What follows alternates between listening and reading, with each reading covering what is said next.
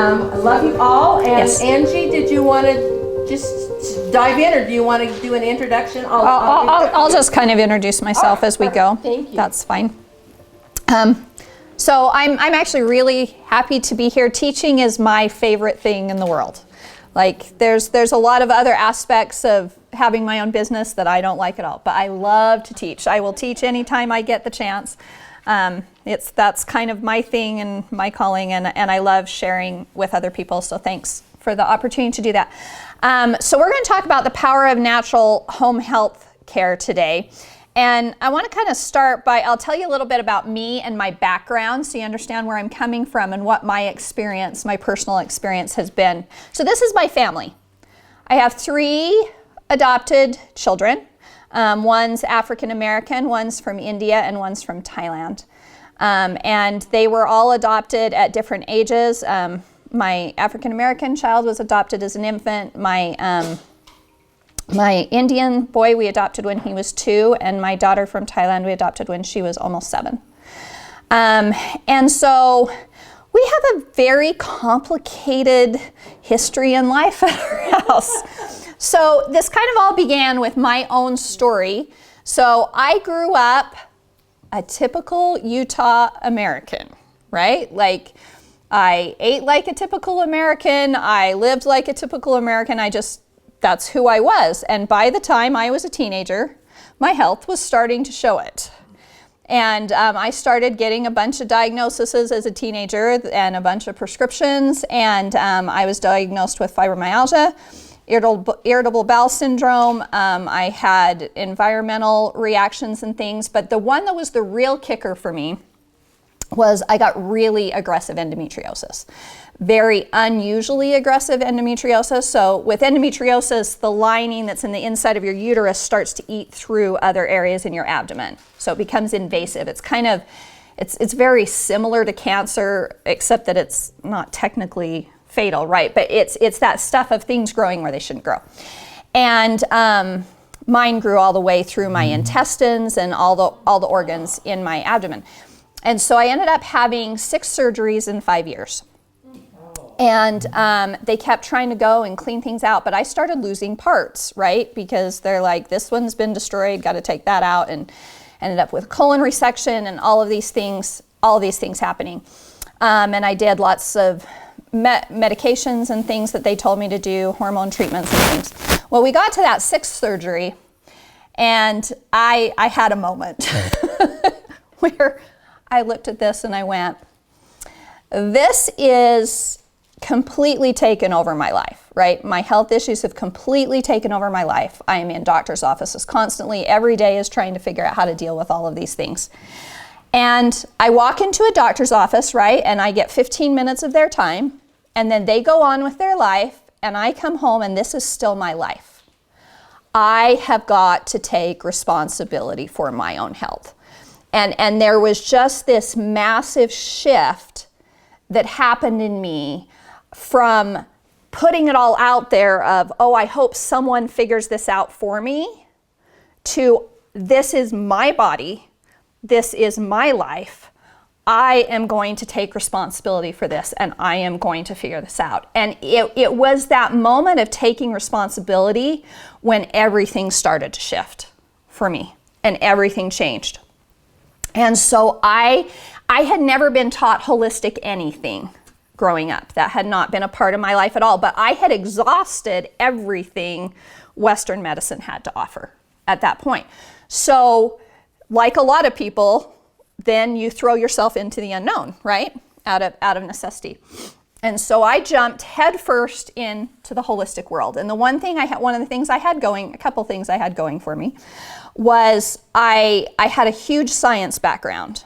Like my parents are both physicists. I was raised in science, and so I think in science I could dive into medical journals. I could research and I could learn. The other thing I had is I have a very weird brain that sees patterns.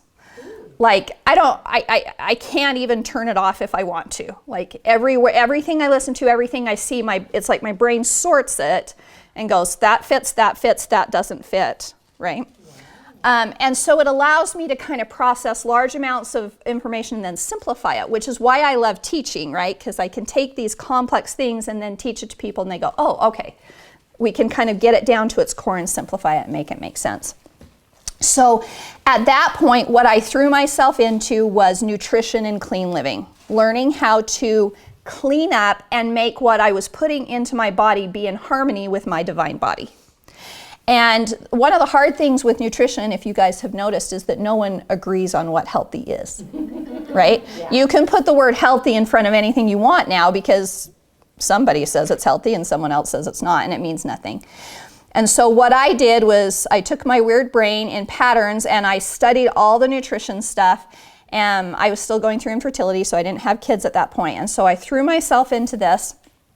And I found 4 divine principles that come from God that are true 1,000 years from now, 1,000 years ago, it doesn't matter, that help answer every nutritional question you ever have. And if you guys are interested in that, I would be happy to come back and teach a class on that sometime. And I started changing what I put in my body. And within 6 weeks, my health had dramatically changed. Within a year, I was off all of my prescriptions. And I went from having 6 surgeries in 5 years to not having another surgery for 20 years. And that was just learning how to live more in harmony with divine principles in how I took care of my body. And so that changed my life dramatically.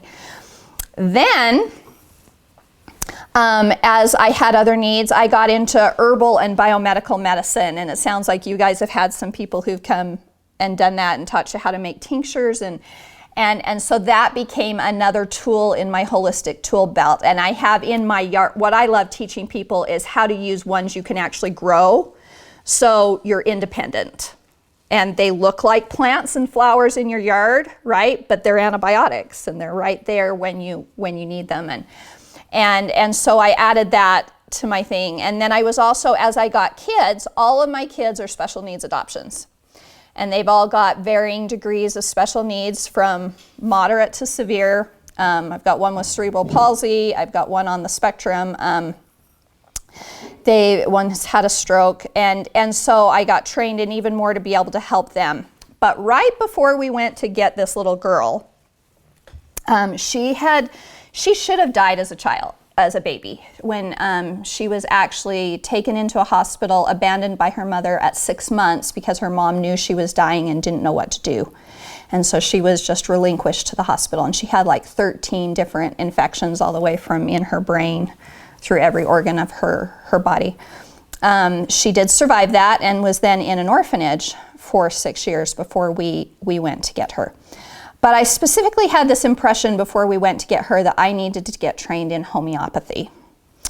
And that is what I want to teach you about today. So I want to first know, how many of you have ever used a homeopathic medicine? So like arnica or, any of those things, okay?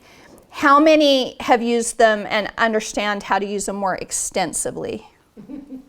Okay, so you've got a little bit of an intro, but they're still a little bit foreign. Okay, so this will be great because homeopathy is now my favorite tool in my holistic toolbox, and I want to tell you why, and then I want to show you how to use it.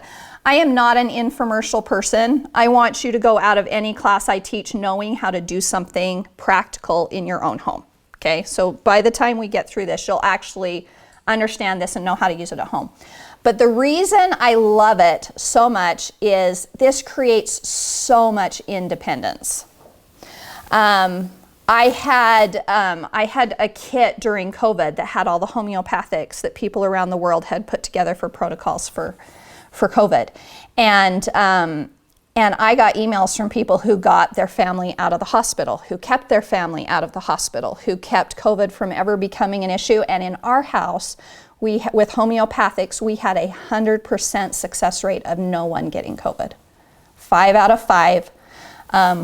No masks, no hand sanitizers, none of that. We traveled, but with homeopathy, we were able to keep from getting COVID. So the independence this gives you is enormous, and it's crazy cheap, right? Like a homeopathic remedy is going to cost you between $5 and $10. right? That's cheaper than herbs, that's cheaper than supplements, that's cheaper than medicine. Like, there is nothing you can do that is as cheap as homeopathy. It won't run out. Okay, now if you're trying to be independent, this is really important. So if you guys buy a homeopathic remedy at the store, it's little pellets, right? You're eventually going to run out and you need to replace them, right? But I do homeopathics in liquid. And we'll show you why this works. But when they're in a liquid form, when you get like half, I mean, there's 200 doses in here to start with, right? But it's like when you get halfway down, you can refill the liquid, let it sit for a couple of days, and the remedy will redistribute in the liquid. Half vodka, half filtered water. The vodka is just in there as the germ killer, right? And the water is the carrier of the actual medicine. But so you can buy this once, never have to buy it again. So it's incredibly efficient. How do you take it? I'll show you. Oh, okay. I'll show you as we go through. What? I actually bought your whole kit. Yeah. And I want to learn how to use it. Yes, I want you to know how to use it, definitely. It's incredibly fast. I'll give you an example. So when we were doing our international adoptions, it's crazy stressful, right? Because you're dealing with 2 different governments at the same time, trying to coordinate everything. You're trying to get over there to get a kid you don't know who doesn't want to come with you, right? This is equivalent to kidnap to that. Like, it is an incredibly stressful process. And when we got down to the end process of both of my international ones, I started having panic attacks. And in a panic attack, you really think you're going to die, right? Because you cannot breathe, you cannot process. And the first time that happened with our India adoption, I had herbs, and that helped somewhat. But then by the time we did the second international adoption, we had homeopathy. And I remember still, you know how with pivotal moments in your life, you can still picture where you were standing? I can still remember I was in the bathroom downstairs in our house, and I started having a panic attack, and I couldn't breathe. And my husband brought out a homeopathic remedy. And this is what it looks like to give someone a homeopathic remedy. So with these liquids, I've switched from droppers to orifice reducers because you can tip it upside down, you won't spill anything, they can't get dirty, nothing.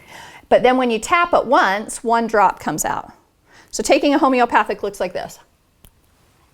Okay, so even though I'm like in meltdown stage, right, my husband could give this to me. Even if you can only get it on the skin, it'll still work. So he gives me 1 homeopathic remedy, and within a few minutes I can breathe again, but I'm kind of still shaking. He gave me another homeopathic remedy for the shaking, and within 10 minutes the whole panic attack was over. And I was like, I'm sold, right? Like, it can help so fast. It's easy to give, like we just talked about, but the really cool thing about homeopathy, and I'll explain this as we go through and show you how it works, is that it cures instead of treats. So for example, if I have anxiety and I'm going to take herbs for anxiety, some of those herbs are amazing. Like, we know how they actually go in now and they work on the dopamine neurotransmitters and the receptor sites in your brain, and what God has created is absolutely amazing, right? But I would still need to take those herbs consistently, right, every single day to manage the anxiety, because they're going in and they're doing that. They're working on neuroreceptor sites and helping things connect and function in a better way. What a homeopathic does is it unravels the underlying weakness in your body that allowed that symptom to be created in the first place. So it's like almost going back in time or going down in the code in the body and correcting what allows that to happen. So let me give you an example of this. When we brought my daughter home, we had a very unpleasant experience of learning on the airplane that she had a trauma trigger that if she was touched while she was asleep, she turned into a wild animal. Like clawing, screaming, and I ended up in the airplane locked in the bathroom with this hysterical child. And then we brought her home, and this repeated a couple of times. If she got touched in the middle of the night, she just went crazy. And the only thing we could do is like wrap her up in a blanket like a burrito and hang on to her for an hour or 2 until it passed. It was really not a pleasant thing. So we were able to give her a homeopathic after a little bit when we figured some things out. We were able to give her a homeopathic remedy, just a drop right in the middle of the night. And it ended in about 10 to 15 minutes instead of an hour or two. So then we did nothing else. And when it repeated, we gave that to her again. And then a longer period happened before it happened again. By the time we'd given her that homeopathic remedy for that situation 3 times, it never happened again. And my husband looked at me and said, how many years of therapy would that have taken?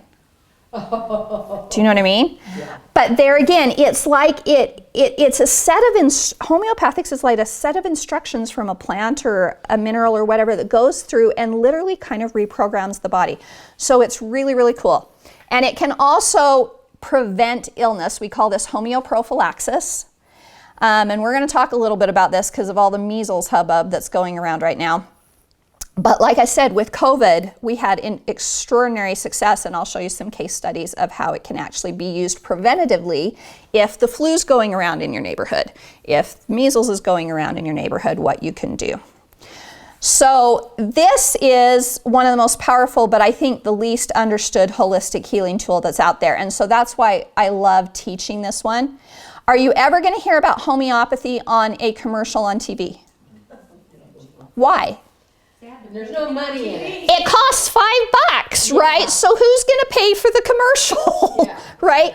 So it's like the only way you will ever learn about homeopathy is a situation like this, right? If you go to a conference or if you whatever, once in a while you'll find a doctor that really understands homeopathy, but most of them honestly are kind of dabbling in it but aren't really trained, and there's a lot of things that don't necessarily happen correctly. Dr. Moore in Midway, Utah is really good. Yeah, so there are a few doctors, but most people never really run into an opportunity to really learn about homeopathy.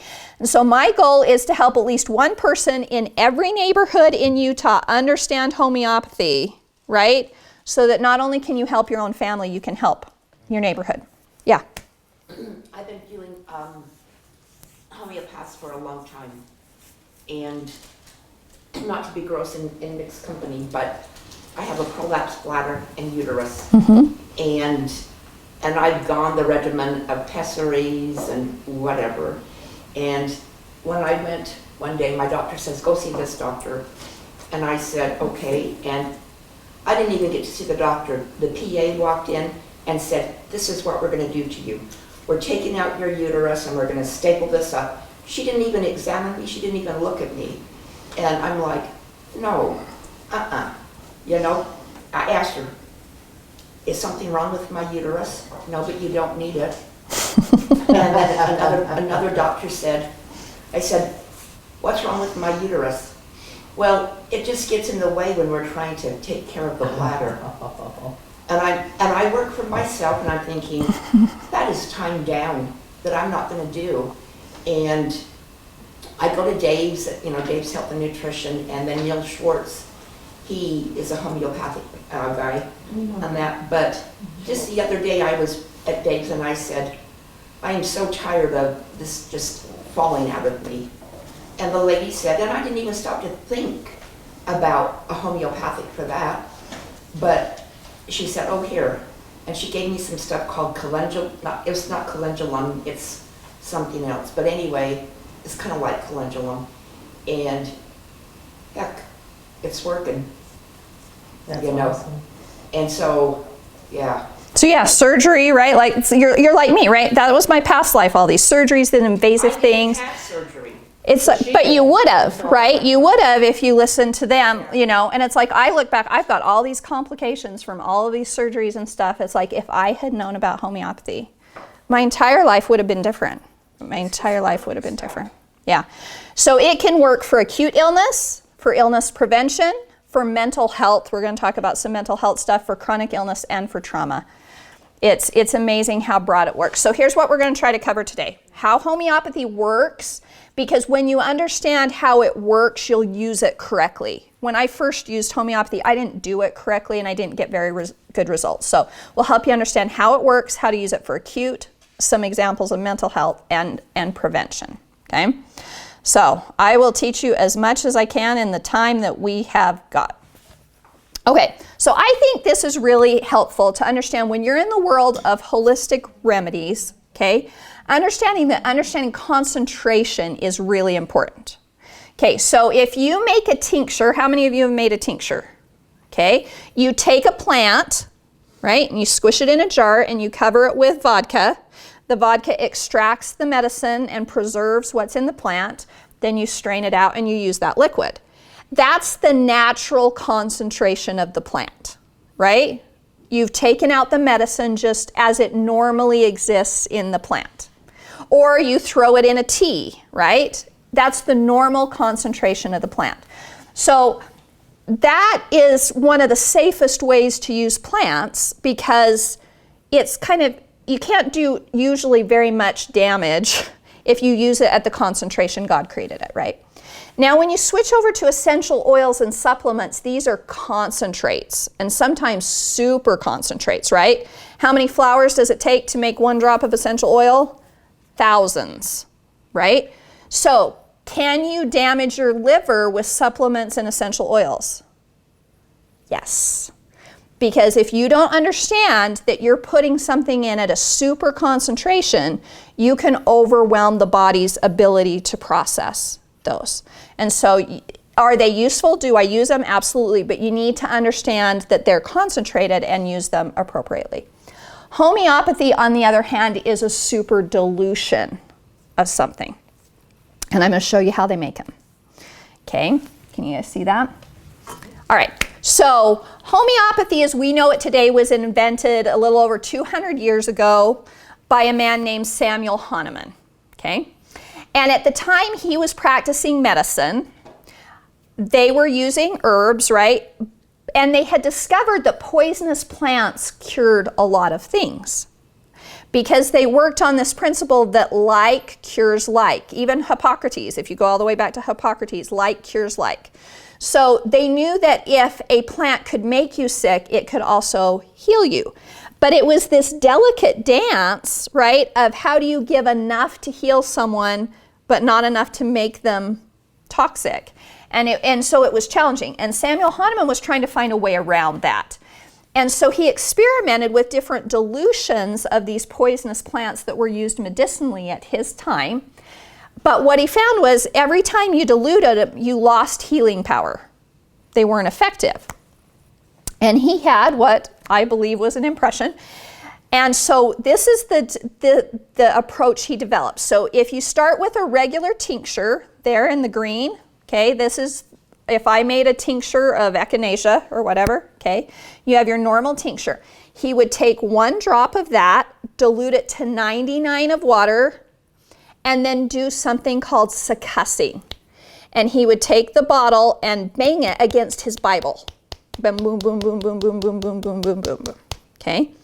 And then he would take 1 drop of that mix, dilute it to 99, and bang it against his Bible. And then again, and again, and again. And what he discovered is that succussion process creates an imprint of the original substance on the water. And then when you dilute it again, so by the time you've done that process 12 times, none of the original substance is left if you look at it microscopically. So if it was a poisonous plant, by 12 dilutions, there is 0 risk of hurting someone. But every time you dilute and succuss, you actually increase the healing power of it because you have increased the potency of that imprint on the water. Wow. How cool is that, right? How many of you knew that's how a homeopathic worked? No. Okay, so when you buy a homeopathic, there's always a number on it. It'll say 6C, right? Or 30C or 200C. That's how many times it's been through the dilution and succussion process. Does anyone have questions on that? Does that make sense? More potent, the higher the number? Yes. So it works deeper and deeper and deeper in the body the more it's been done. So here's what I love about this. I have always believed 2 things. That 1, God put everything we need to heal on this planet somewhere. We are eventually going to discover that everything we needed was already here. I believe that with my whole heart. The other thing I believe is that everything on earth has some ability to heal, right? You know, have you guys read about stories that they have found, like people who had these deathly illnesses, and then there's this one woman who got stung by all these bees, went into anaphylactic shock, and it cured the illness. The bee venom cured the illness. And so now they're doing bee venom research. They've done the same thing with snake venom. Like, there's everything on earth has some ability to heal. If we look at the word of wisdom, right? Tobacco's not for the body, but what is it for? Poultices, right? Well, Moses 6, it says all things bear record of me. Yeah. You have to figure out how. So homeopathy is one of the ways every single thing on earth can heal. And so homeopathics are made out of plants, minerals, animals, poisons, medications, everything. You can put them into a homeopathic form.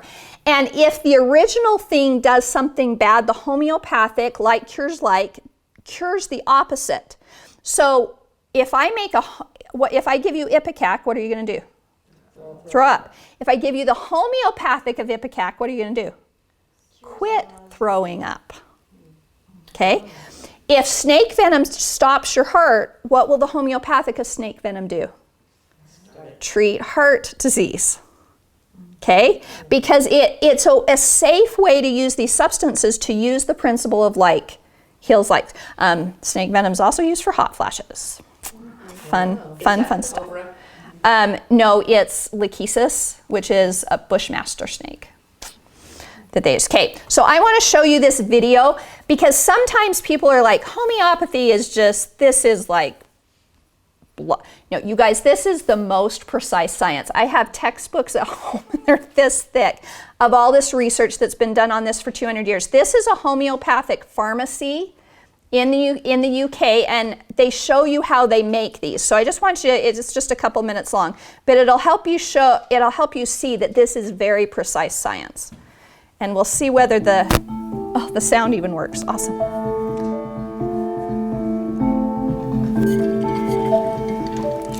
Remedies are made from many different sources, mainly plants and minerals. In order to make a remedy from a plant material, you take the original plant, chop it and use alcohol to extract its constituents. That is then diluted and succussed with traditionally 10 firm downward strokes of the arm on a book.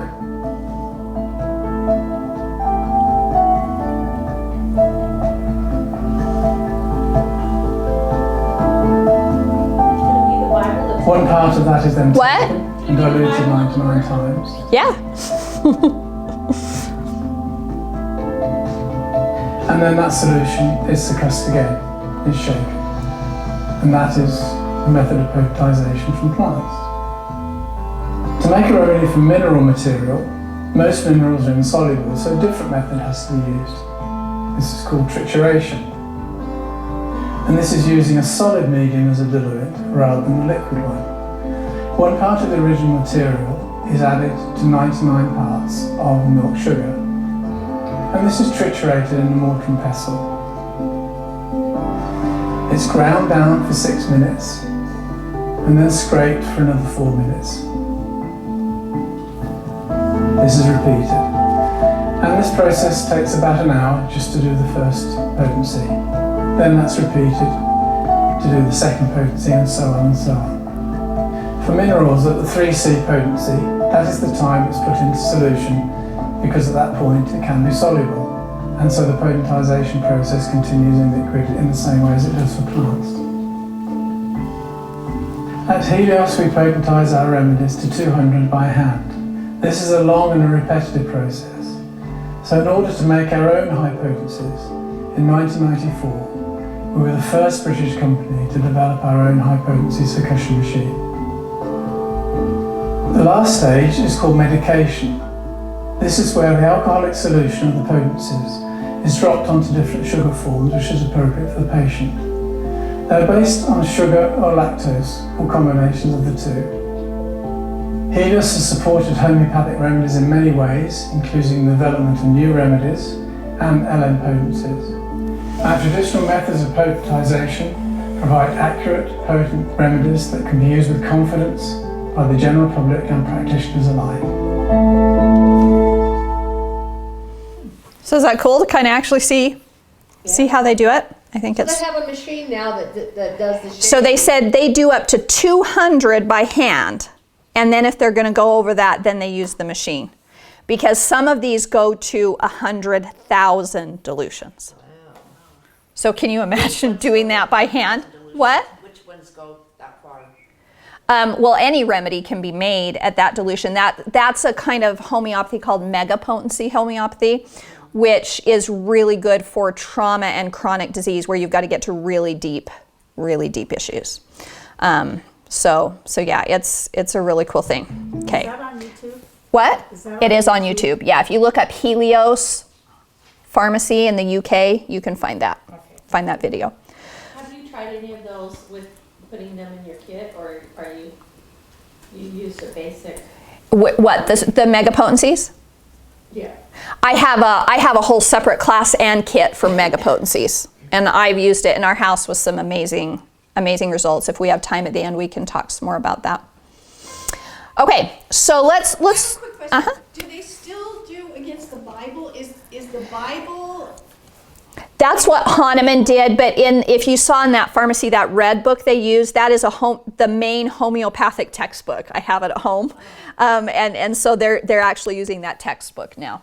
Okay, because So- my understanding of homeopathy was it was pulling out the spirit essence of whatever the mineral. Like you can't chemically find the Right, thing you can't. anymore, but the spirit of it is still there. The way I look at it that has helped me the most with understanding homeopathy is I look at it as a set of instructions. So within that original plant that God made is literally a set of instructions, a divine instruction set into that plant of what to do, right? Because plants can do things that nothing else can. There's a lot of plants that are what are called adaptogens, which means like if you take it and your blood pressure is too low, it'll raise your blood pressure, and if your blood pressure is too high, it'll bring it down. No medication can do that, and to me, there's no explanation for that except divine intelligence in the plant, right? And so there's an instruction set somehow in those divine creations that is transferred onto the water. So in my head, the way I think about it is it's like Xeroxing the instruction set from the plant onto the water. And so one of the ways you'll see that is you can take 1 drop of this or 200 drops and it makes no difference, because one set of the instructions or 100 sets of the instructions is still just the instructions. Does that make sense? Oh, interesting. And so actually in homeopathy, and we'll talk more about this as we go on how to use it, how much you take makes no difference. I've had people email me and they're like, my child drank the whole bottle. It doesn't make any difference, right? Because it's just an instruction set. They just got more copies of the same set of instructions. Their body will just follow the instructions once, and it makes no difference how much you take. So that's why it's so kind of cost effective. You right. Need 1 drop. You need 1 drop, and when you buy them, it'll say take 5 pellet. But honestly, it doesn't make any difference, right? You just need to get the instruction set in contact with the body. That's all you're trying to do.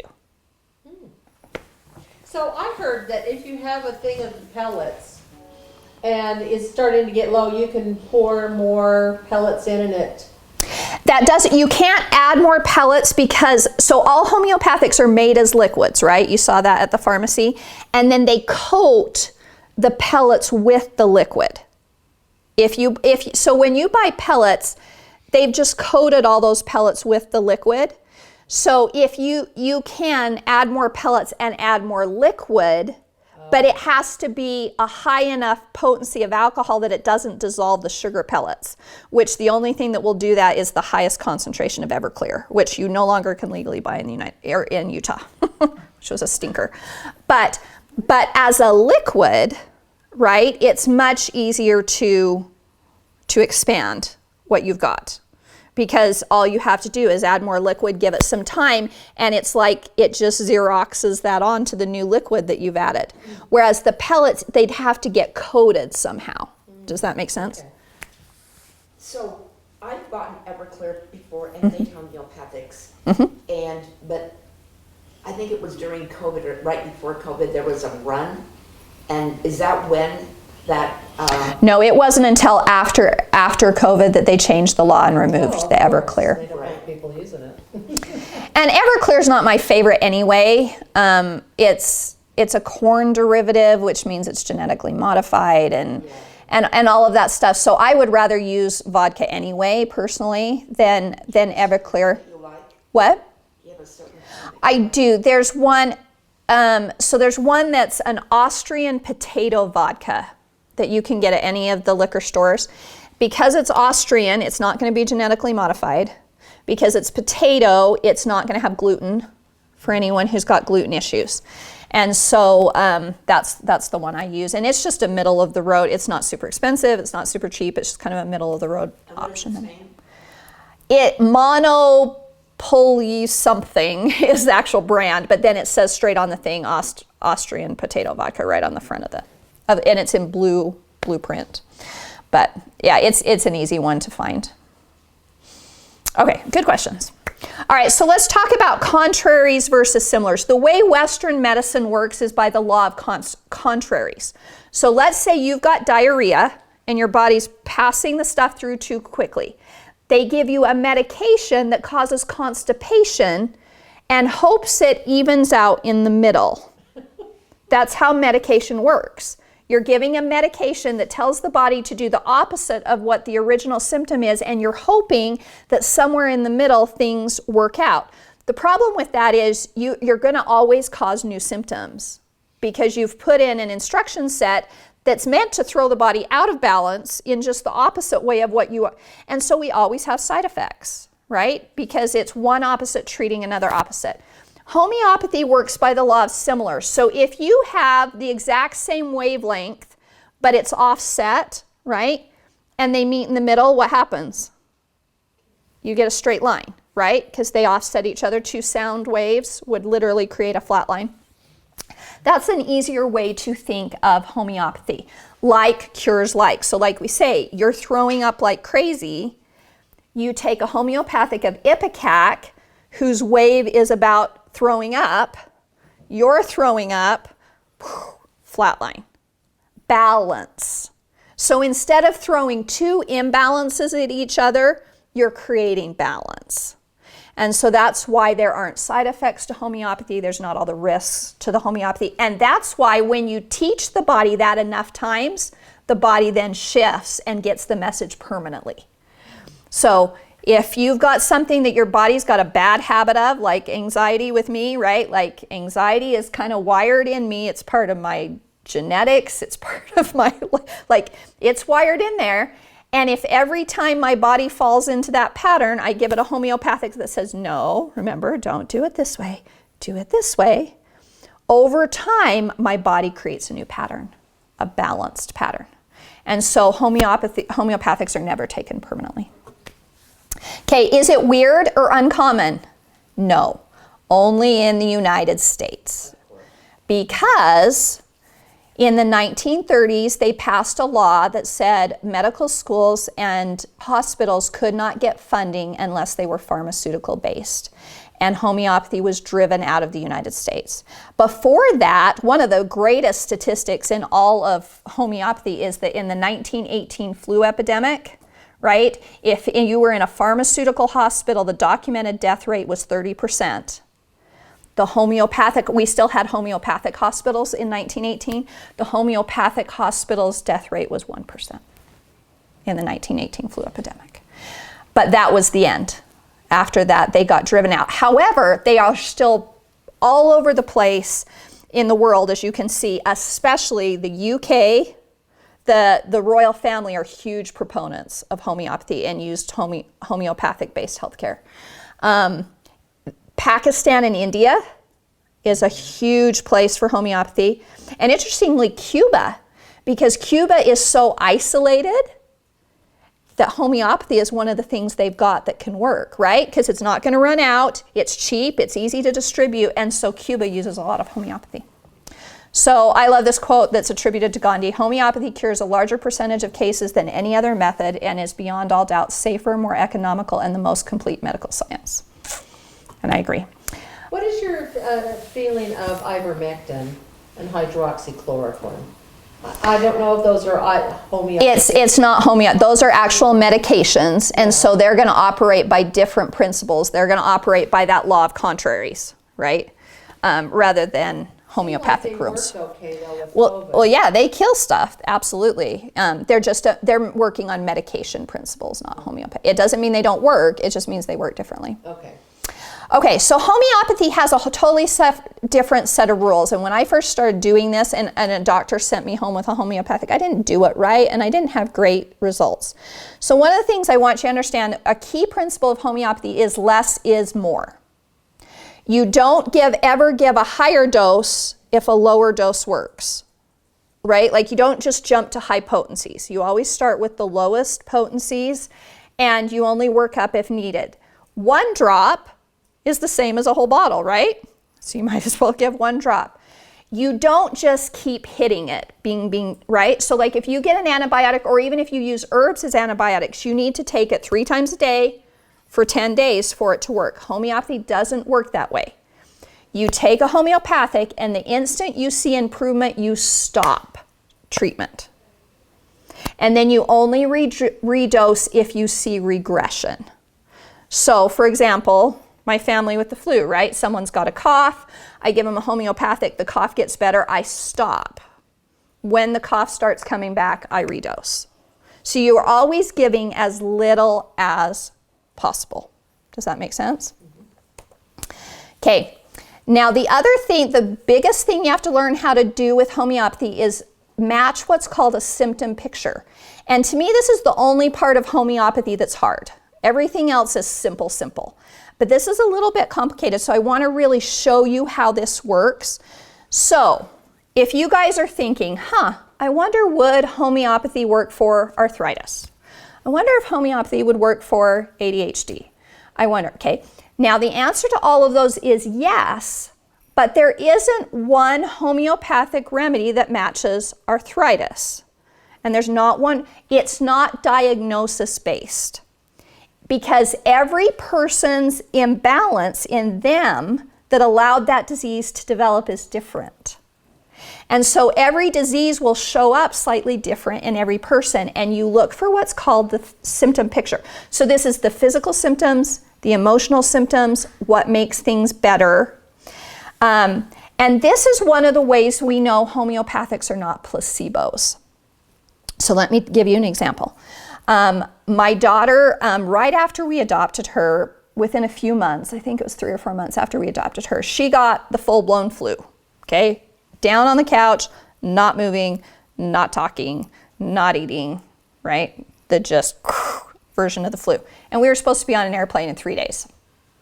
I was like, crap, right? Like, dang. And I knew I could do it with herbs, but it would have been pushing it to pull it off with herbs in 3 days. And so I was like, okay, I'm going to try homeopathy because I was still new. I'd only taken a couple of classes at that point. I was still new.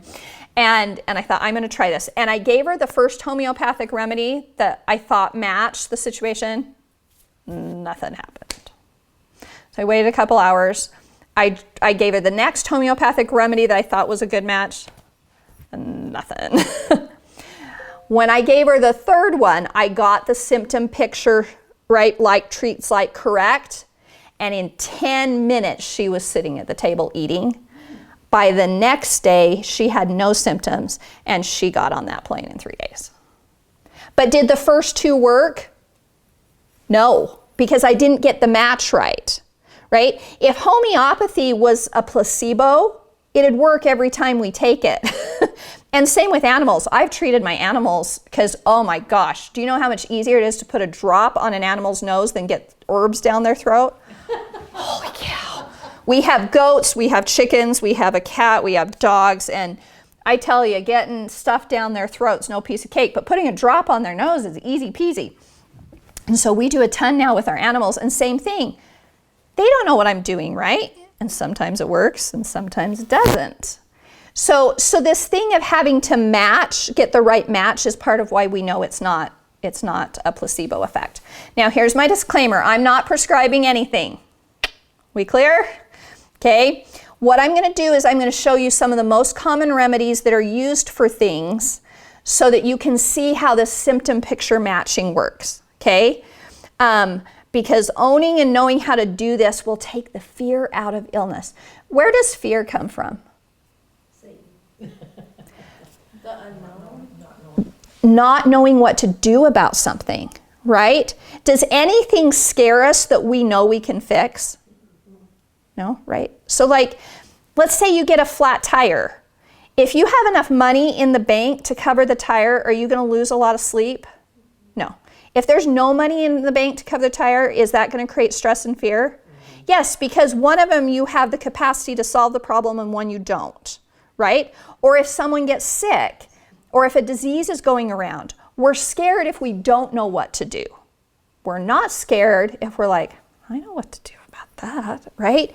So this takes out so much fear. That's one of the things I want to do for you. But I'm not a doctor and I am not prescribing anything. I'm just educating. So we just need to be clear about that. So let's talk about the flu.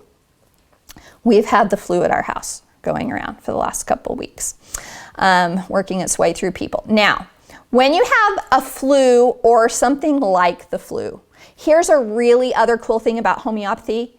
You don't need a diagnosis. Okay, so let's say you start to get sick and you don't know if it's the flu or COVID or pneumonia. Does it matter? No, because you're going to look at the symptom picture and the name of the diagnosis is irrelevant. You guys, sometimes that will save your behind. An example is my husband had a woman, an intern working at work with him, that her digestive system was shutting down and she could not eat hardly any food and she didn't have medical insurance and she'd already been to the doctor a couple times and they're like, we really don't know what's wrong, so our only options are to go in surgically, put a scope down your, and she's like, I don't have the money. And she came to my husband and she's like, does your wife have any possibilities? And so I gave her some options and one of them was a homeopathic. She took that homeopathic and the situation was fixed. Now, do we know what was wrong? No, she still doesn't know. But with homeopathy, it doesn't matter, right? And so that it's a massive shift, but it's also empowering because if you're at home and someone's sick, you don't have to go to the doctor and get a label put on it before you can use homeopathy, which is awesome. So let's say someone's got an influenza-ish disease at your house. Here are some of the most common remedies used for influenza-ish diseases. Gelsemium, bryonia. Gelsemium's a flower, bryonia is a flower. Rhus tox is poison ivy. Can be used to heal, right? Arsenic and album, what do you think that is? These are all Latin. It's arsenic. Homeopathic of arsenic. Okay, phosphorus, homeopathic of phosphorus, and eupatorium, that's another plant. So these are all various plants or minerals, but which one? You might have 5 people in your house with the flu and they might need 5 different remedies because how it's going to look in the person will vary. If the person needs gelsemium, if that is their like meets like, what you're going to see is weakness, heaviness. Have you ever been sick and you weren't sleepy but you couldn't hold your eyes open because they felt so heavy? Or you're laying in bed and you're like, I can't lift my arm. Every limb feels heavy. Does anybody had one of those kinds of flus? That's what gelsemium feels like. That's what the symptom picture. There's this heaviness to it. You're exhausted, you don't want to move, extreme, and you're not thirsty. You don't want to drink. If you see that combination, then the like meets like that you want for the flu is gelsemium. Now, bryonia is known as the grumpy bear remedy. These people are like, they don't want to move, they don't want to be touched, and they want everyone to go away and leave them alone. So there's a marked irritability that goes with this and a not wanting to move because every time they move, they feel worse. So these people crawl into bed, don't move, and they snap at you when you ask how they're doing. Okay? If you see that symptom picture, the match is bryonia. Russ talks is almost the opposite of that. Russ talks people can't hold still because it's like they're just restless, and so they keep getting up out of bed and down, and like they can't hold still because when they hold still, they feel worse. I actually had a woman who emailed me in the middle of COVID. Her husband had COVID, and she was kind of describing how he was feeling, and he had that restless quality, like he could not lay down in bed and stay still. And so she gave him Russ Talks. Now, does it matter whether it was the flu or COVID, or it doesn't matter, right? Because the symptom picture, and he got better just with Russ Talks because the symptom picture matched. Arsenic and album are very chilly.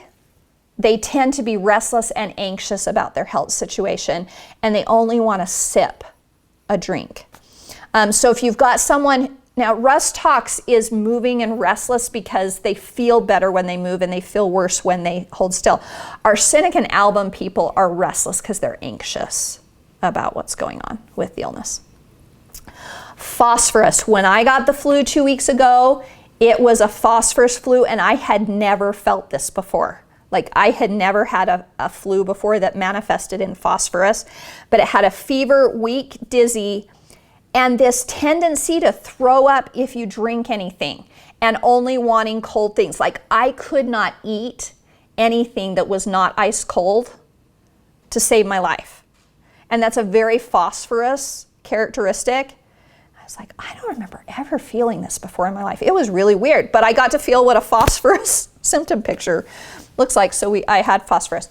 Eupatorium perfilatum is for when you hurt so bad it feels like your bones are broken. That achy, achy, achy. How long did it take you to get over that phosphorus? So this flu, I did not do well. I had just planned a family reunion for 30 people, fed everyone for 4 days at Christmas, and I was so burned out and tired that my body couldn't kick it. And so the phosphorus and stuff helped, but my body was so thrashed, it still took me like 5 days to get through it. I was not in a good place, and that played a role in how it went. So this heals on a cellular level? This heals on a cellular energetic level. Okay. It's, like I say, that set of instructions is one of the reasons I love homeopathy is it's like half physical, half energetic. It works on both fields, right? Because it's been made from a real physical substance, but then it's got this energetic component to it from the succussion. So it works on both fields, which That's cool. is something that I love. Okay, so do you see how the symptom picture thing works? Okay, so let's look at another one, a fever. You've got someone coming down with a fever. Oh, and if you guys want to sign this, I'll email you all the slides if anyone wants to sign that so that you don't have to take crazy notes. So fever, there's 3 main remedies for fever. Aconitum, it's nicknamed aconite, is for anything that's super sudden. So someone, like they're fine in the morning and they've got 103 fever 3 hours later, right? It happens super fast, and you usually only use aconite in the first 24 hours of an illness because it's for that first kind of sudden thing, and they tend to be really nervous and anxious. Belladonna is for anything hot and red. So if you look at the person's face and their cheeks are pink and their eyes are red, right, and it's a really high fever, 103, 104, 105, you would go straight to belladonna. Belladonna is the one that got my daughter off the couch when she had. That's the one that I tried some of those others, and it was belladonna that got her off the couch that time. That's a poisonous plant. It is a poisonous plant. You'll see it in murder mysteries all the time, and I laugh every time I see it. Yeah? Are they fine for like small children, toddlers? Yes. Yep. Because there again, you're not putting, usually you have to adapt for small human beings because you're putting a physical symptom or a physical substance in, and they have a reduced weight, right? So their body processes it differently. But in this one, there's no physical substance. It's a set of instructions. So usually babies and kids respond even better to homeopathics because they have less bad habits and garbage and, right? And so their body's like, oh, okay, I get the message faster. Ferrum phos, that's iron phosphate, right, is for a more generalized fever. So not super red and hot and dramatic like belladonna. If you've just got someone who's just getting sick and there's a mild fever and there's no really pronounced symptoms, ferrum phos is what I always give. And sometimes that is literally enough to keep it from ever fully developing. Okay, does that help with the symptom picture thing of seeing how to do it? Here's one I have found that works almost all the time. So if you've got strep or ear infections, alternating belladonna with hep sulf and just 2 or 3 times a day will almost always kick those in 1 to 2 days. Like it's amazing. That's one I always have on hand. That's one I travel with. That's because it's absolutely amazing. It's just the belladonna? Belladonna and then hep sulf. Belladonna is for hot and red. So you can see why that would apply to a strep or an ear infection, right? Like my son, as part of when we were going through the flu, he never really got very sick. But there was one day I looked at him and one of his ears was bright red. And I touched it and his ear was hot to the touch. I was like, oh. I'm like, does your ear hurt? No. I'm like, it's gonna, right? What did I give him? If it was red and hot, what did I give him? Belladonna. Hep sulf is for pussy infections. So by alternating those, belladonna for the hot red and hep sulf for the pussy, it just works really well for both strep and ear infections.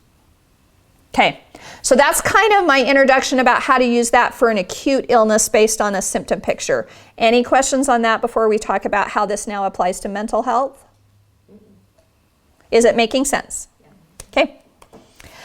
Homeopathy is the most effective thing I have ever found for mental health, and the amount of mental health issues at my house is enormous. We have so much trauma and background issues. So I already told you about my experience with the panic attack. Let me tell you a couple other stories of how this works for mental health. So let's talk about suicidal depression for a minute. If the only homeopathic remedy we had for suicide was the one for suicidal depression, how much good could that do in the world? Okay, but how many people even know it exists and it costs $5? Almost nobody, right? We have got, please, you guys go out and share and tell people, because people just don't know, because there's no money in this for a propaganda machine to teach people about this, okay? But let me tell you about this one, and we'll get to it a little more in a second. But the main homeopathic for suicidal depression is called Aurum metallicum. Who knows their Latin? What is that?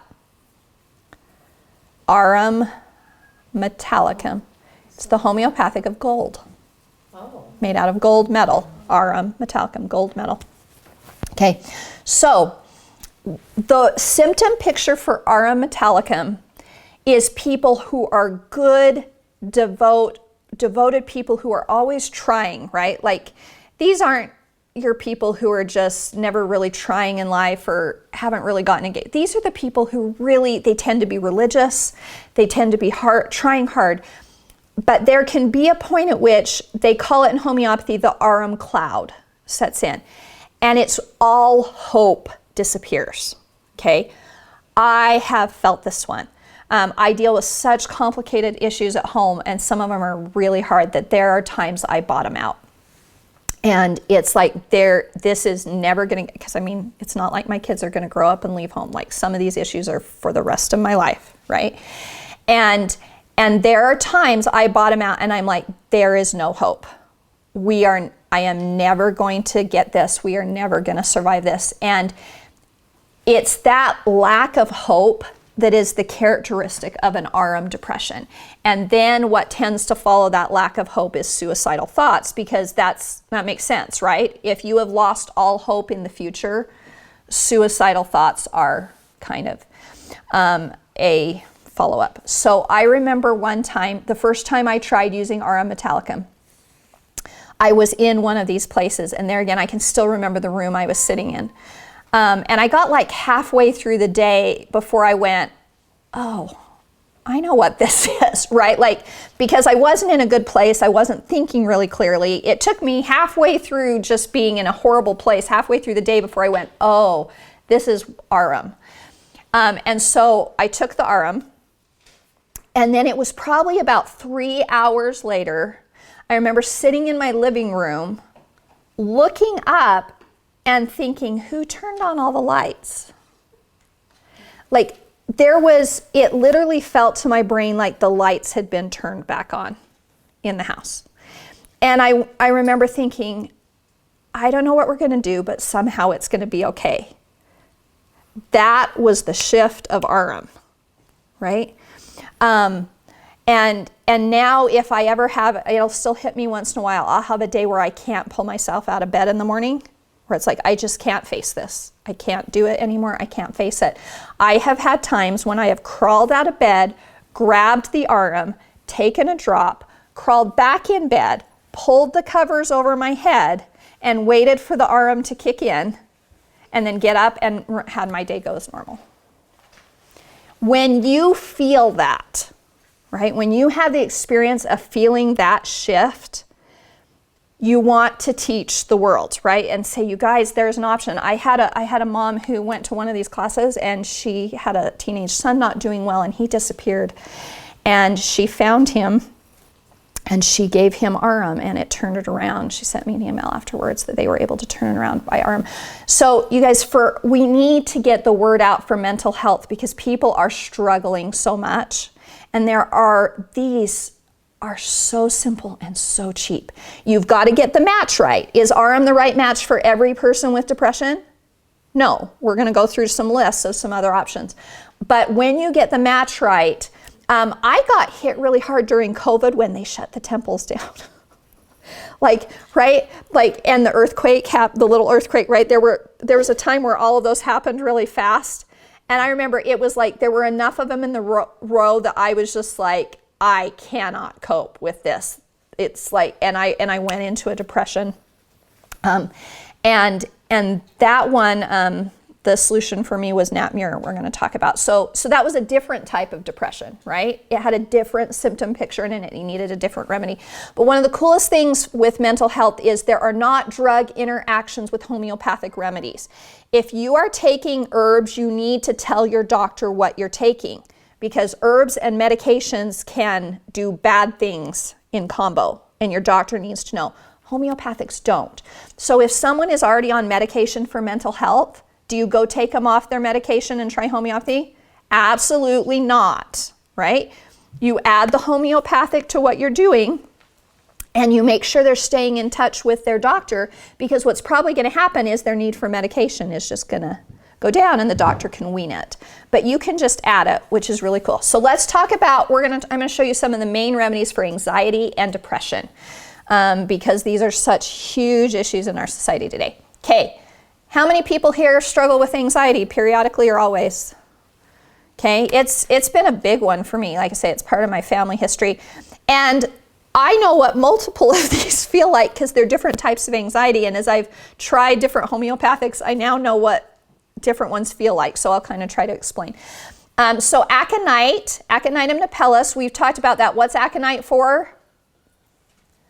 Sudden, right? Anything sudden and anything where you think you're going to die. So what kind of anxiety do you use aconite for? Panic attacks, right?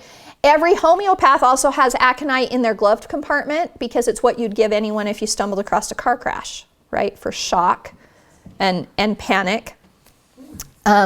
So aconite is a really good one. It's also used for PTSD, because someone who's got anxiety because they almost died, right, or could have died, then the aconite goes back and unravels that underlying issue, and that's a time when megapotencies would probably be really valuable. But anything where you thought you could have died, or you feel like you're going to die, that's the aconite picture. Arsenic and alba, this is arsenic again, right? We talked about this with the flu. This is a really common one for anxiety. So people who fit the Arsenican album picture tend to cope with their anxiety by trying to control things. Because if you can control life, it doesn't feel as scary, right? So neat freaks, people who are super neat, fall into this category. People who wash their hands over and over fall into this category. Anyone who tries to kind of control everything to manage their anxiety, that tends to be an Arsenican album type of anxiety. Cal Carb, very different. These are people who want to just sit and keep life as consistent and predictable as possible. Okay, so they don't like change. Change stresses them out. They get overwhelmed very easily, and they have a tendency to be more of a couch potato kind of person because they just want to stay where everything feels safe. So if that's what it looks like in a person, Cal Carb would be the match. Phosphorus people, what's phosphorus used for as a mineral? Do you know what they actually use that for? Matches. Explosives, right?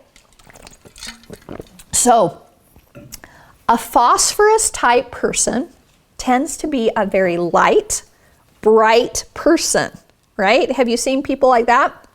They walk into the room and they've kind of got this light about them, but on the other side, they've got a lot of fears. They tend to have fears about lots of different kinds of things.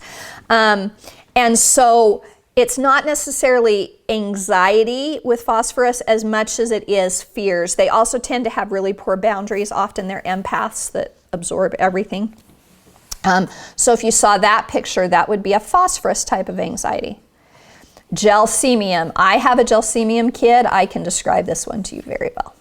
So do you remember we talked about gelsemium with the flu, right? And it's that heavy, right, trembling kind of flu. So one of the characteristics of gelsemium is trembling or paralysis, okay? So the anxiety that matches gelsemium is a paralytic kind of gelsemium. So let me tell you about my middle kid. My child we brought home from India when he was 2. You've got fight, flight, fight, flight, freeze, and fawn, are the 4 ways you can react to trauma. And I've got one of each in my house. So my son from India was the freeze kid. So the way he had learned to deal with trauma in the orphanage was to turn off. He had learned to kind of suck on his tongue like it was a pacifier, and his eyes would glaze over, and he was completely non-responsive. Like, he was gone. He could disconnect and just freeze himself. And when we brought him home, he probably spent about 50% of his time frozen. And it was his body's reaction to any stress. So like there was this one time where we had a school thing he was going to go to where they were supposed to show what they did. And we got right to the back door to go out, and he froze in the hallway. Could not go out the door, could not tell us what's wrong, just frozen in the hallway for probably 30 minutes. We did not go to the event. Found out later that he knew that at the location they were doing this, they had some kind of fish display, and he has a fear of fish. So he froze right before going out the door, right? So that was his body's response to anxiety, was to freeze. So if you know someone who has like anticipatory anxiety and then they can't make themselves go, so like someone who's so scared of the dentist, they have to cancel the appointment. They can't get in the car and make themselves go. Or you're supposed to speak in church and you can't make yourself go. That's a gelsemium kind of anxiety. Interestingly, with my son, we started doing gelsemium. And after a while, there was this moment where he got upset about something and he screamed for a few minutes. And then he started sobbing. And he was probably 9 or 10, and I realized it was the first time I'd ever seen him cry. Because the gelsemium was starting to unlock that freeze reaction in him. So it's amazing what these can do. Argnite is also used for anticipatory anxiety, but argnite is that's silver nitrate. It's a very agitated type of anxiety. I've used this one quite a bit. I will get this way. It literally feels to me like someone's kind of shaking me on the inside.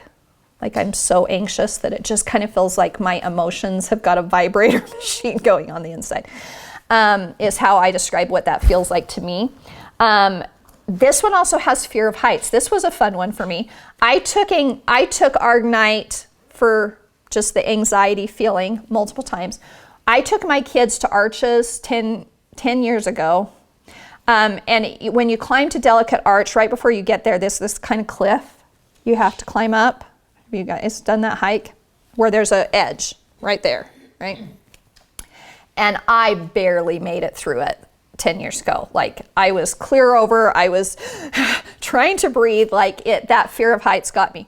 We went back to Arches last summer after I'd had quite a bit of Argonite over time, and I just walked through it. I was like, I hadn't been trying to fix that, right? But because it went with that Argonite anxiety, the fear of heights was gone. I was like, this is awesome. Lycopodium, in its extreme, lycopodium, it's called the Napoleonic complex, or I would say it's bullies in its extreme. These are people who are super insecure underneath, but they cover it by being in charge and trying to boss everybody around. So they feel insecure, but they fake it. That's a lycopodium anxiety. Okay, does that help? Kind of show you what different types could look like and some of the common ones. So now let's talk about depression. Ignatia, this is called the funeral homeopathic. This is for grief or loss, but it doesn't have to be the loss of a family member. It can also be your life, something happened, you just got a chronic illness diagnosis and your life is never going to be the same, right? You lost the life you had. Ignatia is the remedy that you would use for that. These people tend to have really wide mood swings. If you're in an Ignatia state, you might be laughing one moment and sobbing the other, and you feel it in your throat. So this was interesting for me. My mother-in-law died a couple years ago, and it was the first funeral I'd been to since I'd learned homeopathy. And if you listen at a funeral, people are sighing. Like if you just listen, you'll hear this. And it's because that grief, it's the way of releasing that grief that gets caught in our throat. And that's one of the signs for Ignatia is you'll feel it in their throat. And I remember sitting through and listening at the funeral and going, I can hear that. It was interesting to identify. Natmur is the nickname for this one, Naturum muriaticum. This is table salt, the homeopathic of table salt. This is kind of the chronic of Ignatia. The way I describe this one is this is people with heart walls the size of the Great Wall of China.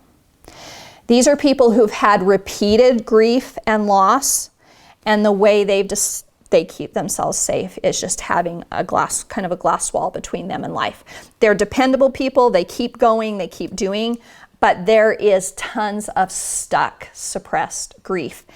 And they tend to crave salt. That would be one of the physical symptoms you would look, but they're salt of the earth kind of people, right? But there's a wall. There's an absolute wall there. And Natmur is the one. I'm a very Natmur person. Another characteristic of Natmur is they will never show their emotions in public. So like for me, when I need to process my emotions, I have to lock myself in a room by myself, and then I can sob, scream, whatever, but I can't do it with another person around. I have to be by myself. That's a Natmur characteristic. I'm very Natmur, and Natmur is the one that helped me during COVID with the depression. Like I took Natmur, and it was like later that day I felt so much better. It was amazing. Now we've got Arum, which I've already described to you in detail. This is the Arum state of despair, loss of hope, and often accompanied by suicidal thoughts. Arum, interestingly, gold, right? This is also for depression from financial loss. Very helpful for men who have lost their job and have depression from that is Arum talcum. Sepia. Okay, you're all women here. You want to know about sepia. Sepia is the #1 women's homeopathic. And the place you're going to see this for emotions, it also is used for menopause, menopausal symptoms, okay, physical. But for emotional, this is when a mom gets burned out and she copes with it by starting to separate from her family. So if you've got a mom who's had a baby and is in postpartum depression and doesn't want to hold her baby, that would be sepia. Or when I get overwhelmed at home and it's like, can I please just take a vacation by myself? That's a sign I need some sepia. So a really important one to know about. Pulsatilla is for people who need lots of reassurance. I have a sister who's very much a pulsatilla type. Do you guys know people like this where it's like they have to process out loud, they need someone to talk to, they need someone to be there saying it's going to be okay, they need lots of external support, but no matter how much support they get, they tend to feel like it's not enough. Taking pulsatilla makes it enough. Do you know what I mean? It rebalances them so that they still enjoy that support, but they don't feel that loss. I was at my sister's home birth. She's very much a pulsatilla, and I saw the people around her that were there helping her. Her feeling at the end of the home birth was that she had done that alone, and no one was there. She needed pulsatilla, right? It hadn't felt like enough support. Staphysagria is for any kind of bullying or victimization. This is used in abuse cases, in bullying cases. This is used after surgery because how does your body feel? Victimized.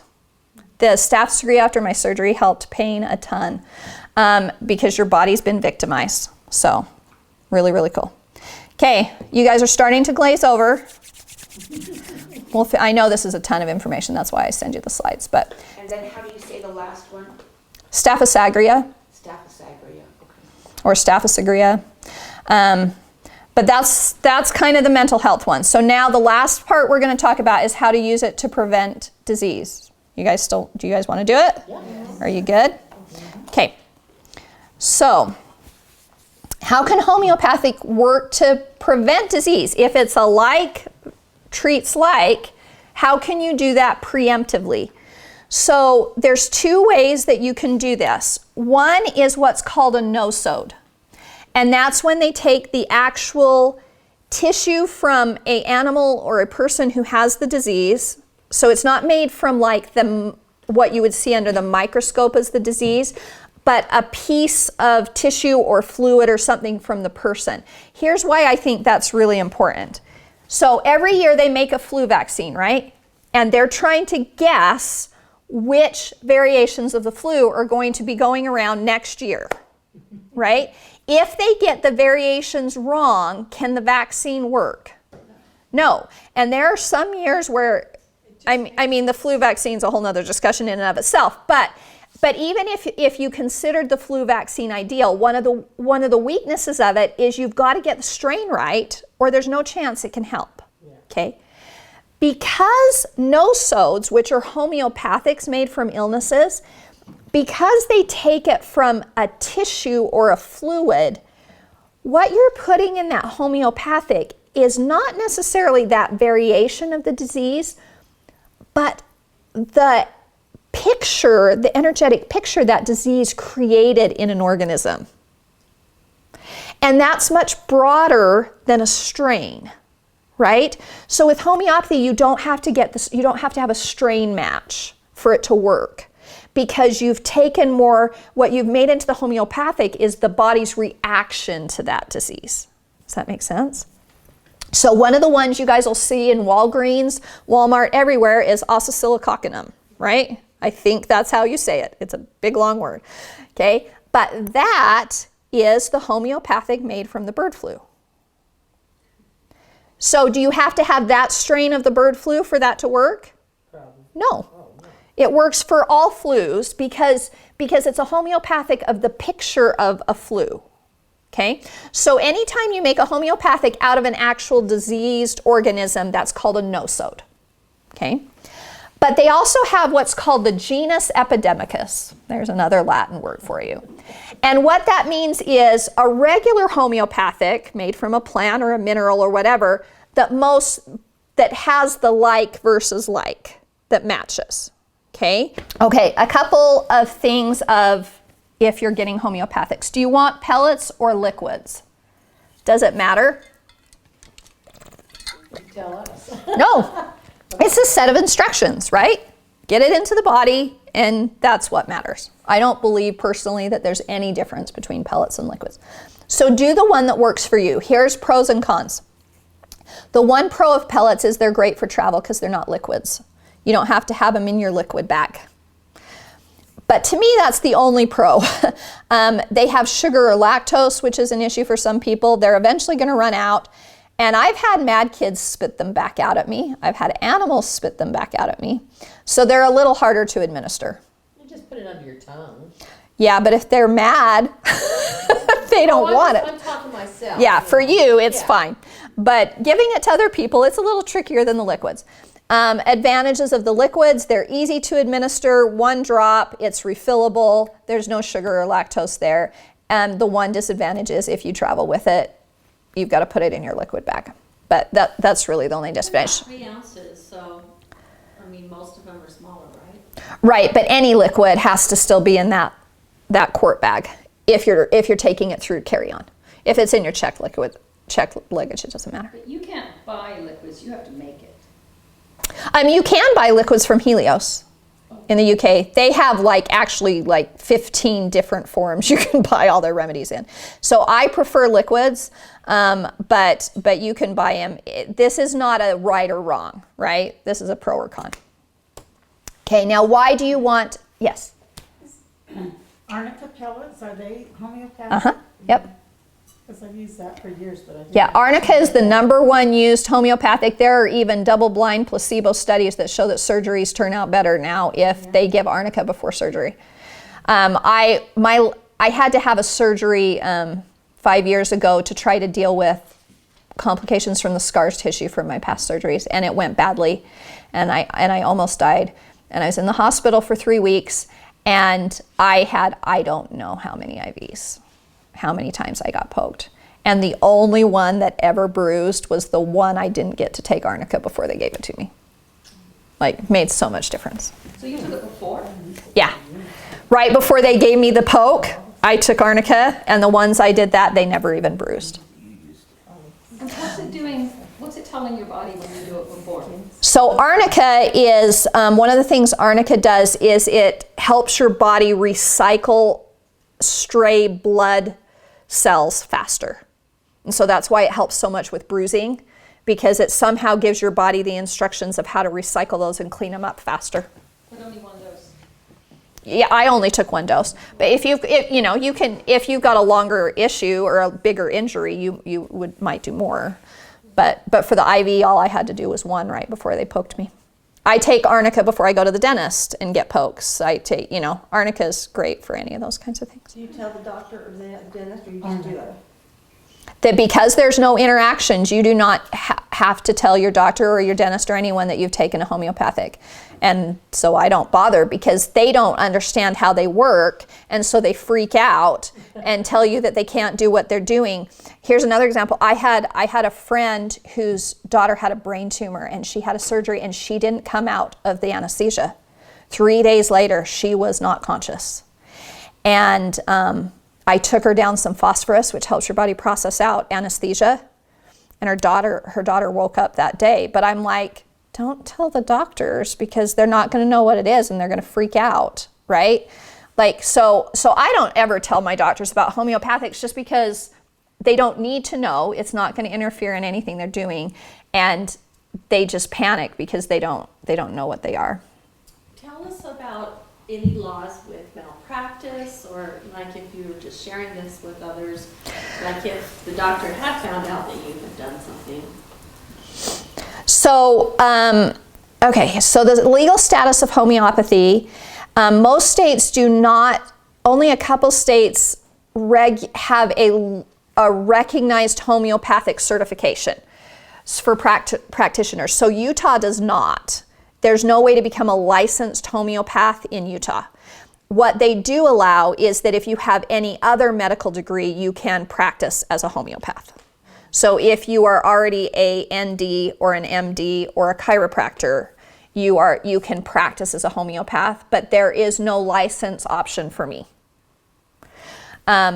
That's how most states are. There are a couple states that have a licensing option. But the big thing you need to know is that a couple of years ago, the FDA classified all homeopathics as unregulated drugs, which means they can pull them any second they want, and they've already started. Homeopathic eye drops were pulled from the shelf last year. And I loved those during allergy season. They were so awesome. And like for pink eye, they were great for pink eye, and they pulled them. They're gone. It's like, I make my own now, but it's like, seriously guys, Tylenol has been shown to be completely toxic. But we pulled the homeopathic eye drops. Anyway, they're starting to pull them. So when we say, why do you want a kit? One of the reasons you want a kit is homeopathy could disappear at any time. They just pulled a couple more that you now no longer can get in the United States. There's several you no longer can get in the United States. They're kind of doing it one by one rather than across the board. That Well, here's the problem, that the people who are against homeopathy have two arguments. One is that it's a placebo, it's fake medicine, and therefore it's fraud, because there's nothing in there that you can see under a microscope. The other is that it's dangerous because it's made from poisonous substances. And I'm like, pick one, they can't both be true. Right? Like you can't, well, I know neither, but you really can't have both of them true, right? Either there's nothing there and so there's no risk, or there's a risk, but that means there's something there. Like, but they argue both of those as the reason for FDA supervision. So is RFK, is he against? No, he's trying. It's not at the top of his list at this point. But unfortunately, Romney was on the committee that was trying to get rid of him. I sent a letter and just basically got a letter back that said, we know what you're doing, you don't. But anyway. Of course they know what they're doing. They're eating. But anyway, so you do need to know that the FDA is cracking down on these. So I would recommend having a kit. There again, if we need a kit in every neighborhood, right? Does every single person in the world need to have a kit? No. But we do need a kit in every neighborhood, right? Because then if something happens, is that a kit right there? I brought a couple kits over here. I'll show you in a minute. But, you know, do you have enough in here to help your entire neighborhood if the flu breaks out? Yes. There's 200 doses in here, right? So we do need to have one in every neighborhood. What was the dilute, what if you add more water and vodka, what was the ratio? I do 50-50. Most commercial pharmacies do 25% alcohol, but I did that at first and I had a couple go bad, right? Where I took a drop and I'm like, that tastes funny. That's not how that used to taste, right? Something had been able to grow. Since I've switched to 50-50, I've never had an issue. They'll last you forever. So I do 50-50 vodka filtered water. Was Oregon one of the states where they require licensing for homeopathy? Yeah, I don't honestly know, but it might be. The Northwest is more regulated on that stuff. So you're going to want a kit. Here are some of the reasons a kit's really helpful. You have what you need when you need it, right? If you come down with something, even though you can order from homeopathic pharmacies, do you really want to wait 3 days or a week to get it? No, you don't. And the biggest one is you can practice. As you can see, the rules of this are different, right, than what we're used to. And it takes a while to get a feel for this. You need to practice when you burn your hand in the kitchen. I burned my hand on a trip where I put a pan in the oven, right? I cooked something, put it on the stovetop, turned around, forgot it had been in the oven, and grabbed it. 3rd degree, my entire hand. I was like, I'm going to have to go to the hospital. And I started taking Causticum, which is homeopathic for severe burns, and I took it like every 10 minutes for a while. And then I slowed down every half an hour. By the next day, it was 80% better. You want to have a kit so you can practice on stuff like that, right? Because then that'll help you start to get a sense of, okay, how often should I take it, right? How do I pick the right remedy? Because what I noticed during COVID was the people who had practiced homeopathy before COVID, they got through COVID great. The people who I gave COVID remedies to but had never practiced homeopathy before, it didn't work, right? You've got to have a feel. So you need to be able to practice. It'll save you a ton of money. When you buy a kit, you're going to pay $3 to $4 per remedy. If you go to Good Earth, you're going to pay $8 or $9, right, per remedy. So it'll save you money. They'll last you forever, and you have enough to help everybody. So we need to get kits to people. What potency should you get? So let's talk about what these different potencies do really quick. The smallest ones you'll see in like Good Earth or whatever are 6X and 6C. Okay, how many times have those been diluted? 6 times. Okay, these are really good for targeting organs. So like you can take the homeopathic of thyroid at like a 6X and it'll just kind of gently stimulate your thyroid if you're having thyroid problems, right? If your liver's having trouble or you need to help your body detox, low potencies are really good for that. Your normal potencies are 30C and 200C. You'll see lots of 30Cs at the health food store, though they're already, Whole Foods has pulled all homeopathics from their stores now, so. Why? I don't know. But they are disappearing. Is there a resource that says, you know, if you have a hypothyroid problem or whatever, then do this or take it this often, or is there anything like that? Let's come back to the end at that question. Remind me if I don't answer that, and I'll go through some resources for you at the end. Okay, so 30C and 200C are just kind of your good all-purpose remedies. I do all my kits, well, not all, but most of my kits in 200C. It's my favorite all-purpose, just everyday potency. Then you've got your high potencies, which is 1M, 10M, and 50M. So 1,000, 10,000, 50,000. These are for deeper issues and symptoms, but this is not potencies you want to play with unless you've gotten pretty experienced at homeopathy, because you could make a situation worse if you do a high potency in the wrong remedy. Okay. Then there's mega potencies, CM, so that's 100,000, MM, 1,000,000, and 10 mm, 10,000,000. Okay, these are used for deep trauma and chronic illness. I have an entire separate class on how to use mega potencies because they have their own rules. So 30C is the most common one you will see. 200 is my favorite. All-purpose potencies, and then as you get more experienced with homeopathy, you can work up to some of the higher. My biggest piece of advice, don't wait till a crisis to start playing with this, because you need the practice. Now, when should you treat yourself versus hiring a homeopath? There are still plenty of homeopathic medical schools in this world. They're just not in the United States. But the nice thing about Zoom is, guess what? I use a homeopath that's in Pakistan, and it doesn't matter, right?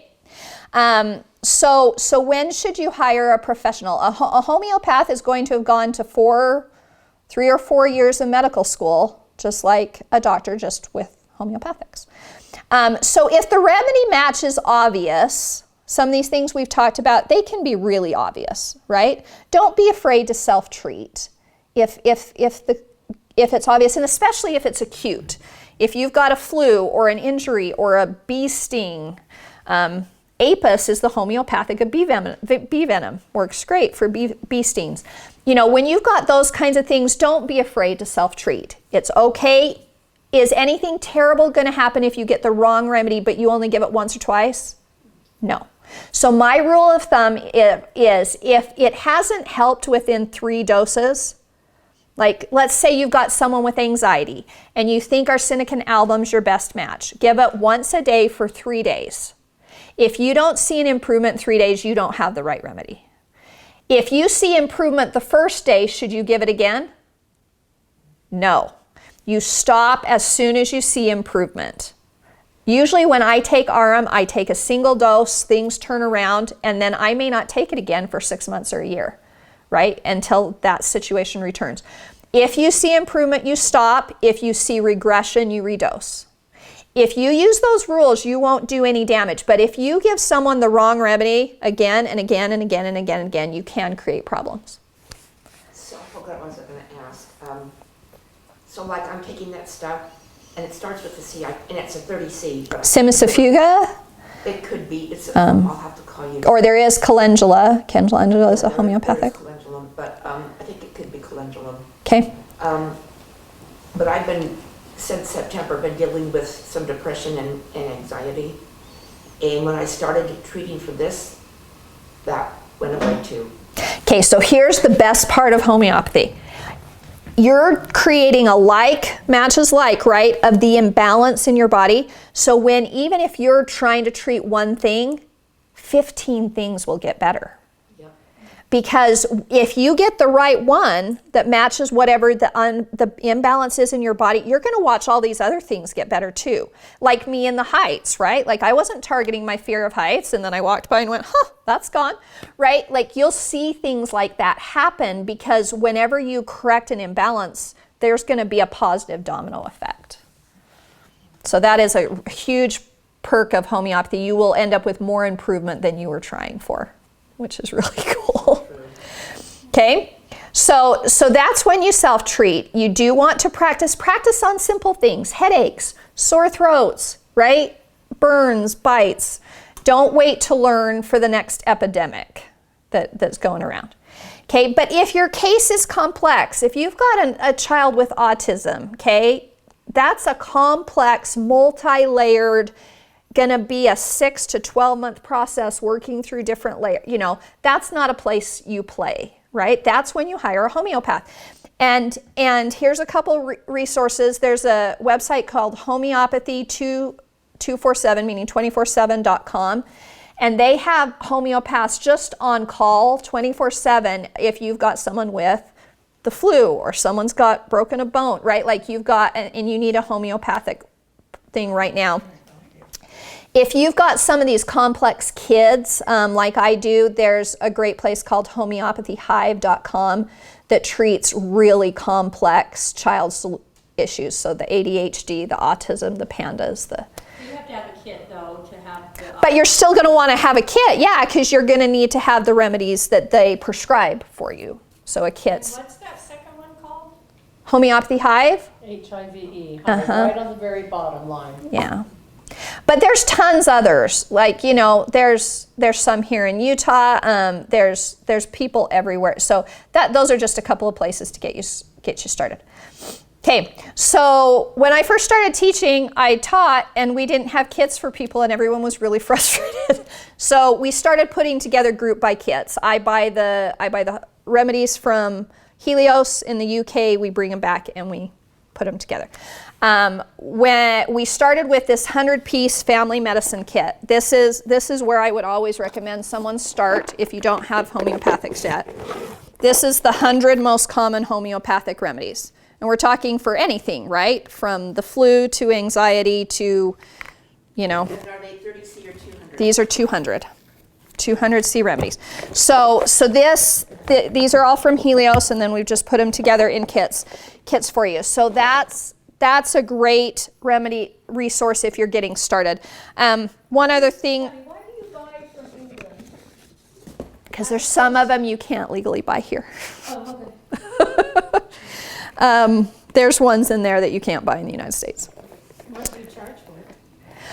So this one's $3.50, so it's $3.50 a remedy for 100 remedies. This is one I made when I taught a mental health class that's got just the 25 most common mental health ones. But then there's some other fun ones. This is a travel kit that will fit in your liquids bag that has all the things you'd want for when you were traveling in case someone got sick or if you've got anxiety, travel anxiety or whatever. This one, I would love to get the word out to more. This is brand new. I had to get these custom-made foam inserts because you can't buy them anywhere. I looked for years. This is a missionary college kit. My nephew went out on a mission and asked me to make him a kit. And I made him a kit. So this has got all the stuff for like if they get sick, right? All those kinds of things. But it's also got stuff for like study fatigue and public speaking anxiety, right? And all the headaches and, you know, all the kinds of things that you would run, allergies that you would run into on a mission. And my nephew sent me a list back of how the homeopathic kit, he said it was the difference of him staying on a mission. He said there are so many missionaries either going home, or he says now as a missionary, you often spend half your time sitting in the doctor's office or the counselor's office with your companion because they are struggling so much. And like he said, he's a perfectionist, right? And so he was able to deal with that perfectionistic, some of those blocks with the homeopathic thing, and he got through COVID fine. He got COVID and got through it quick. And, he said this was the difference between him being able to stay on a mission, whereas otherwise he emotionally would have had to come home. So there again, if you know people that would help me get the word out to people. And then I have no-sewed kits. So with that missionary, how did you have instructions for? Did you just give him some of your slides, or? For him, it was my nephew, so I just typed out some instructions, basic instructions. I'm in the process of making a pamphlet for that to go in that will have more instructions in them so that it will say headaches, right? And then boom, boom, boom, boom, boom. Or it will say if you've got the flu, kind of like some of these slides. How soon will you have that? I have friends going next week. There's I won't have it by next week. books you can buy though that have all the There are, and then I'll show you my online class too as an option. But I also have 2 no-sewed kits, and I didn't bring any of those. So remember, no-sewed is made from a disease. Okay, so I have one that's a homeoprophylaxic kit that will have everything to take you through the entire vaccination process with homeopathic remedies. And it's not just for children. It's got the series in it for reproductive, for like people who are getting married and in childbearing years. It's got a senior one that deal with all the common illnesses for senior. It's got a winter one to take every year before you hit winter, to prep you against the winter illnesses. It's got a gut healing one to deal with all the gut issues. So that kit's got all of those, and like I say, and then there's a class that goes with it that's got all of the protocols of exactly how to time it. It's got the charts and everything of how to time it to give that. And then I have what I call the epidemic kit, and it's 75 different no-sews. And there again, I had to order these from out of the country because you can't get them in the United States. Everything you would ever run into. Every disease you could ever run into. There's 75 different diseases just in 200C.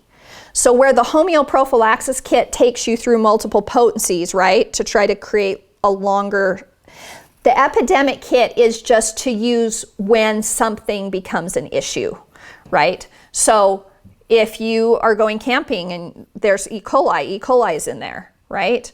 Or if smallpox came around again, smallpox is in there, or, whatever, all the food poisoning ones are in there. All the no-sews for all the different types of food poisoning are in there. But just 200C, because it's not meant to create a long-term immunity, it's to deal with at the moment. Does that make sense? So that big 100 kit, does that take in all this stuff you were just talking about? No, so this is not no-sews. This is your most common, just everyday remedies. But how many homeopathics are there total? In the world, tens of thousands. I probably have, I don't know, probably more than 3,000 that I've been trying to collect. You can make your own. So, do you mean from scratch? Yeah, so I mean, if you had calendula, right, you could do that process that you saw them do at the home in that video. You could make a tincture of the calendula. You could do the 1 to 99. I have done that just a couple of times for things that I wanted to create. Some people dealing with chronic disease will actually create a homeopathic of their own saliva because it's got whatever it is that their body's struggling with, and they'll actually do the dilution process themselves and create a homeopathic of their own saliva. So yes, you can make yourself. By the time I've never tried a 200C. I've only got up to like 12. So I tried homeopathic stuff probably 40 or 50 years ago in my early 20s, and it was, I thought, miraculous. But I then found a doctor. I was in California in Los Angeles, and they had like a big questionnaire, and it was like 200 or 300 questions, as I recall. And based on how you answered all those questions, they came back and said, here's probably the 5 homeopathic remedies that are most critical for you right now. I've tried to find that again, and I can't find it. Do you know anyone who does that? So that's what a professional homeopath would. A professional homeopath is either going to have a giant thing, or they're going to spend an hour interviewing you to get all of those details. They're not the same. Yeah, it's not the same because they're only using, you're now dealing with their limited mental understanding of everything. Right. I would not recommend this if you, like, I would recommend taking at least my basic class first so you understand it, but let me give you another resource, okay, that's new. So there is a doctor who has created a subset app for ChatGPT for homeopathy. You aren't going to, ChatGPT actually used to give help you with some basic homeopathic questions, but someone's cracked down and now you get this disclaimer. This isn't real medicine and you need to go to the doctor. Anyway, but there is a doctor who's created a subset thing for ChatGPT, and it's called HOMEO Expert without the E. So HOMEO Expert. Okay? Did we find that on Google? So if you Google HOMEO Expert ChatGPT and then open it, it will take you to this subset form of ChatGPT. Okay? Here's some things I like about it. So there again, the more information you can give it, the better. So if you say, tell me, I have a headache, that's not very helpful for a homeopath or the homeopathic software, right? Because they want to know the headache is at the top of my head on the right side, it's shooting to my ear, it gets worse if I do, like, if you were talking to a professional homeopath, you need all those details. And so if you want it to really help you, you need to give it that kind of details. But I have on some of my kids, I have like 3-page docs I've created for homeopaths with all the details of everything going on with my kids. And I have literally taken those docs and pasted them into this app, and it does a pretty decent job of saying, okay, probably the 3 leading remedies are. And you need to be careful again, right? But then what I love about it is you can follow it up with more information. So like one time it gave me some, and I'm like, oh, I've already done that, this one, and here's what the result was. And it literally factored in what the result had been of that one to give me a clearer answer. It's like, oh, if that one did that, then that means.